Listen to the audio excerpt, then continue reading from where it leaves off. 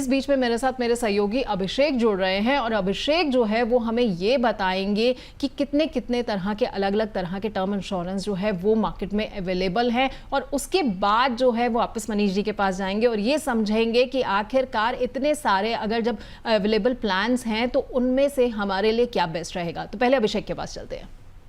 Thank you Pallavi. और term plan लेना बहुत ज़रूरी होता है। एक्चुअली दो चीज़ें बोली जाती हैं ज़िंदगी में, एक टर्म प्लान और एक हेल्थ इंश्योरेंस। हेल्थ इंश्योरेंस जो होता है वो एक तरह से आपको आपकी एक्सीडेंटल सिचुएशन में काफ़ी हेल्प करता है, और टर्म प्लान जो होता है वो आपकी परिवार की एक तरह से फाइनेंशियल सिक्योरिटी के लिए बहुत ज़रूरी होता है। लेकिन टर्म प्लान जो है वो कौन से आपको लेने चाहिए, क्योंकि कई प्रकार के टर्म प्लान होते हैं, तो फिर वो एक एक करके हम लोग आपको समझाएंगे, जिससे कि आप एक तरह से डिसीजन ले सकें कि कौन सा टर्म प्लान आपके लिए सबसे सूटेबल है। तो नंबर 1 पर आप देख सकते हैं, एक होता है प्योर टर्म प्लान। सबसे नंबर 1 पर हम बात कर रहे हैं प्योर टर्म प्लान की, जो कि सबसे सस्ता ऑप्शन होता है। इसमें पूरी अवधि के दौरान अगर डेथ हो जाती है तो फिर परिवार को क्लेम मिलता है, लेकिन अवधि खत्म होने के बाद उसमें कोई रिटर्न एक तरह से नहीं मिलता, क्योंकि ये सिर्फ एक निवेश के लिए नहीं होता, ये सिर्फ आपके सुरक्षा के लिए होता है। अगर निवेश के लिए चाहिए तो आप नंबर 2 वाले हमारे प्लान की तरफ जा सकते हैं, जिसका नाम है return of premium term plan. इसमें जितना प्रीमियम दिया था आपने वो वापस मिल जाता है अवधि के दौरान। अगर आपकी डेथ नहीं होती है और अवधि के बाद अगर किसी की पॉलिसी होल्डर की अगर डेथ होती है तो फिर टर्म उसके बाद जो होता है वो आपका जो जितना भी प्रीमियम आपने दिया होता है वो एक तरह से पूरी तरह से आपको वापस मिल जाता है। बढ़ते हैं तीसरे टर्म प्लान की ओर, जिसका नाम है लिमिटेड पे टर्म प्लान। इसमें आपको कुछ लिमिटेड समय के लिए आपको एक तरह से प्रीमियम देना होता है, लेकिन जो कवर होता है वो पूरी अवधि के लिए एक तरह से इसमें होता है। बढ़ते हैं चौथे प्लान की तरफ, तो उसका नाम है इंक्रीजिंग टर्म प्लान। इसमें समय के साथ साथ आपका जो कवर होता है वो एक तरह से बढ़ता रहता है, मसलन 5% 10% के आसपास, एक तरह से इन्फ्लेशन को बीट करने के लिए, या फिर परिवार की जैसे जिम्मेदारी किसी की बढ़ रही है तो वो इसके लिहाज से उसकी रिस्पॉन्सिबिलिटीज अगर बढ़ रही है तो उसको टैकल करने के लिए ये इंक्रीजिंग टर्म प्लान बिल्कुल सूटेबल होता है। और लास्ट में हमारा 5वें नंबर पर है सिंगल प्रीमियम टर्म प्लान। इसमें पूरा प्रीमियम जो राशि होती है वो एक ही बार आपको देनी होती है, यानी कि सिंगल पेमेंट होता है, और जो अवधि होती है वो पूरी अवधि के लिए आपको उस दौरान आपको कोई भी प्रीमियम एक्स्ट्रा नहीं देना होता है, सिर्फ एक बार आपको ये प्रीमियम देना होता है। तो ये 5 तरह के टर्म प्लान हैं जिनको आपको बिल्कुल भी ध्यान रखने की ज़रूरत है। उसके बाद ही आप डिसीजन लें कि आप कौन सा टर्म प्लान लेना है। Over to you Pallavi. तो बहुत बहुत शुक्रिया अभिषेक आपका। अभिषेक, आपने बहुत अच्छे से हमें ये समझा दिया कि मार्केट में किस तरह के टर्म प्लान जो हैं वो अवेलेबल हैं। खैर, वापस अब मनीष जी के पास चलते हैं।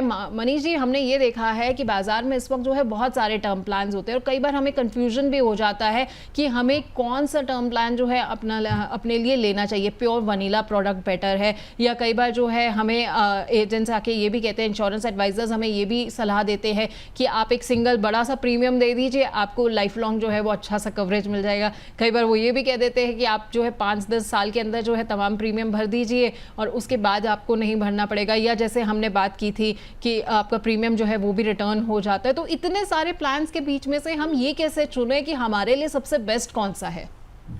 तो ये इंसान की खुद की इकोनॉमिक क्षमता के ऊपर डिपेंडेंट करता है कि ज़्यादातर लोग तो एक रेगुलर प्रीमियम टर्म प्लान लेते हैं, क्योंकि उनको पूरे टाइम वो प्रीमियम भरना होता है। लेकिन कुछ लोग ऐसे भी होते हैं जो ये नहीं जानते कि उनके पास ये पैसा जो आ रहा है, खासकर बिजनेसमैन, कि कितने समय तक ये प्रीमियम, ये अमाउंट आता रहेगा। वो लोग लिमिटेड प्रीमियम या सिंगल प्रीमियम ऑप्ट करते हैं, क्योंकि वो एक बार में ही पे करके या कुछ समय में पे करके लंबे समय तक का कवर लेना चाहते हैं। तो ये टोटली डिपेंड करता है आपके ऊपर, आपकी इकोनॉमिक क्षमता कितनी है प्रीमियम पे करने की और आप कितना कवर चाहते हैं। जहाँ तक रिटर्न ऑफ प्रीमियम की बात हुई, कुछ लोग होते हैं जिनको ये लगता है कि भी अगर मेरे को कुछ नहीं हुआ पूरे समय तक, 30 साल का मैंने कवर लिया, 30 साल मैंने प्रीमियम भरा, लेकिन एंड में अगर कुछ नहीं हुआ तो मुझे कुछ भी नहीं मिला, वो लोग रिटर्न ऑफ प्रीमियम ऑप्ट कर सकते हैं, जिससे कि जो भी प्रीमियम उन्होंने भरा हो 30 साल तक, वो पूरा का पूरा वो प्रीमियम उनको वापस मिल जाता है, और ये उनके लिए भी ठीक है और इंश्योरेंस कंपनी के लिए भी ठीक है। तो लेकिन Manish ji, return of premium जो है उसमें जिन्होंने जितना प्रीमियम भरा होता है वो प्रीमियम वापस मिल जाता है, लेकिन अगर मैं इन्फ्लेशन के लिहाज से बात करूं या फिर मार्केट में बात करूं, वैसे अगर हम उतना ही पैसा जितना हम एक्स्ट्रा जो है इसमें प्रीमियम में लगा रहे हैं, अगर हम उतने पैसे को हम किसी एक ऐसे इक्विटी इंस्ट्रूमेंट में लगा दें, जैसे म्यूचुअल फंड्स में लगा दें, तो क्या वो बेहतर नहीं रहता है रिटर्न हासिल करने के लिए? या एक सेटिस्फेक्शन जो होती है वो रहती है कि कम से कम मुझे मेरा प्रीमियम वापस मिल गया? हाँ, वो इसीलिए मैंने बोला वो इंसान से अलग अलग इंसान के ऊपर डिपेंड करता है। आप हर किसी को एक उसमें नहीं डाल सकते।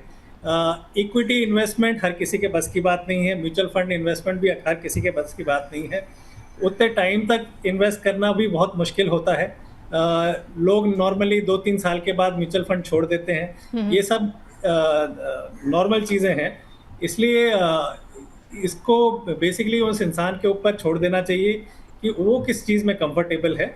और जैसा कि आपने बोला, कुछ लोग होंगे जो बोलते हैं कि मैं पैसा जो रिमेनिंग पैसा है मैं कहीं और डाल के ज़्यादा कमा सकता हूँ। जी। वो लोग नॉर्मल टर्म प्लान लेते हैं, और वो नॉर्मली रेगुलर लेंगे, लिमिटेड भी नहीं लेते हैं। ठीक है, तो ये आपके ऊपर निर्भर करता है आप किस तरह का टर्म प्लान जो है वो चुनना चाहते हैं। आपके वित्तीय क्षमता पर निर्भर करता है, आपके ऊपर कितनी जिम्मेदारियां हैं, और आपकी बाकी सारी चीज़ों के ऊपर काफ़ी हद तक निर्भर कर जाता है।